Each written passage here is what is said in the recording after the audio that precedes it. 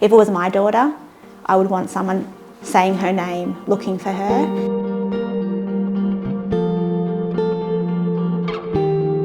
Need to not even be in the room or met these girls, but know that we've provided a space for young people in our community. So the support they provide are unbelievable. Yeah, I wouldn't be able to do all of this without their support. In Tasmania, the statistics alone is there's 71,000 women in Tasmania. That's 1 in 3 women that have experienced violence, trauma, economic and social abuse since the age of 15. Be Her started when I first heard about the issue of human trafficking, and so at the time I had my newborn daughter at a conference with me, and it was when an anti-human trafficking organisation had just launched, and I remember sitting there in the conference with my daughter on my lap, super excited. It was in Darling Harbour, you know, we're going to go shopping afterwards, and the founder of this organisation started talking about all these little girls overseas that she'd seen on missing posters in an airport, and it still makes me a bit emotional. The kids were missing because they had been trafficked, and it wasn't just 1 or 2 kids, it was hundreds of kids. And hearing these stories of little girls that had been stolen, that had not just been taken from their families but had been stolen to be used for the worst kinds of sexual trafficking you can imagine.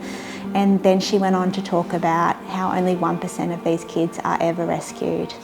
And I just remember sitting there feeling overwhelmed, feeling sick, and just feeling initially like, what can I do? And we came back and thought, well, what we can do is be her voice, and maybe we can actually share those stories with the people in our community.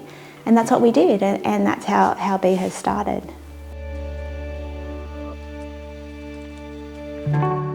Yeah, what was cool after we started raising awareness is I started noticing everyone in Hobart, where we were running events, would talk to me about human trafficking. And human trafficking wasn't this far away term anymore. People from all over our city were aware of this issue, and they were aware of what to look for, and it became an issue that wasn't far away. It became something that people knew about.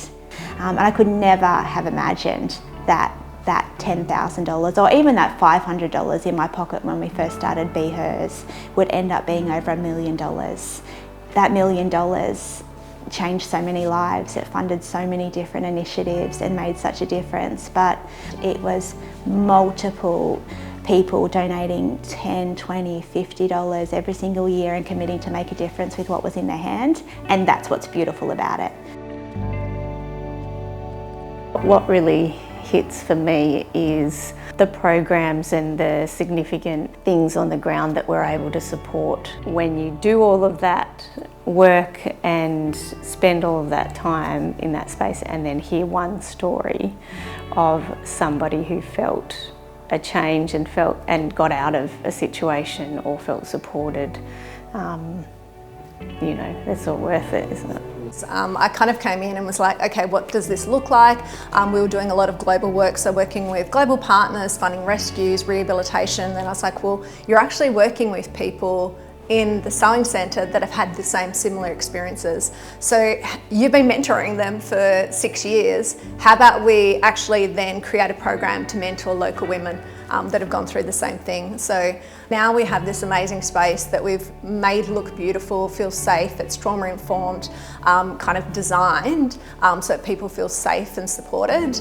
I've held hands with them, I've cried with them.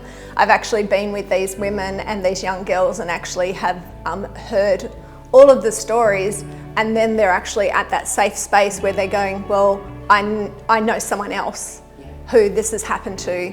Someone else could benefit from coming here and having somewhere to come, to feel empowered, to be inspired, to actually feel like they can actually dream again. Our programs are called Dream Again for that reason.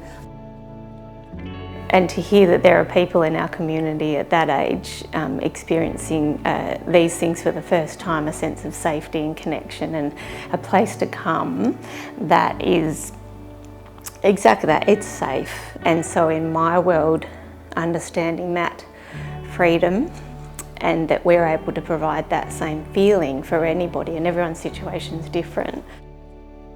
You know, I've heard stories of young girls that are being dressed up to look older than they are and then photographed, and those photographs being sold. I've heard girls that are young girls that are sitting in cars in local streets here in Tasmania, and then men are coming to actually be serviced by those girls. This is happening here. Everyone just thinks it's such a big, far away thing. And because I think people see movies and they see, like, you know, what happens at a huge level. But in the community that we're in here, we're actually hearing those stories, we're sitting with them, we're sharing their trauma. I was struggling with a lot of like anxiety, depressions, kind of loneliness or homesickness.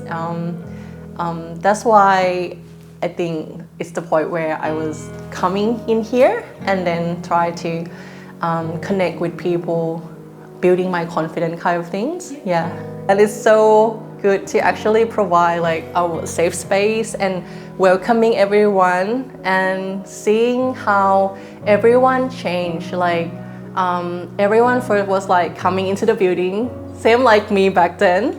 I was so nervous and so shy, and it was a scary moment to come in and then meet new people. But I saw that, and then I'd be able to kind of bring the warmth to the people, and then where they're coming into our hub, they can feel that kindness and the warmth.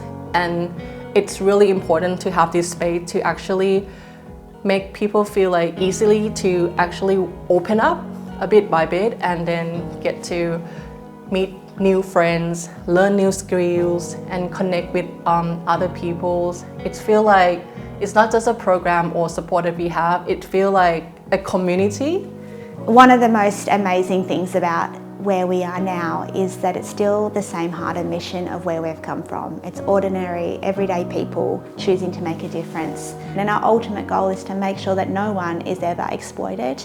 And when women come through these doors now who have been exploited, we walk alongside them. We take them to lawyers, we take them to the police. We are their safe space. So our heart has always been to love those who aren't seen. This place is meant to be a light place in the city, and that's what we're doing. We're loving people, and it's making a huge difference in their lives.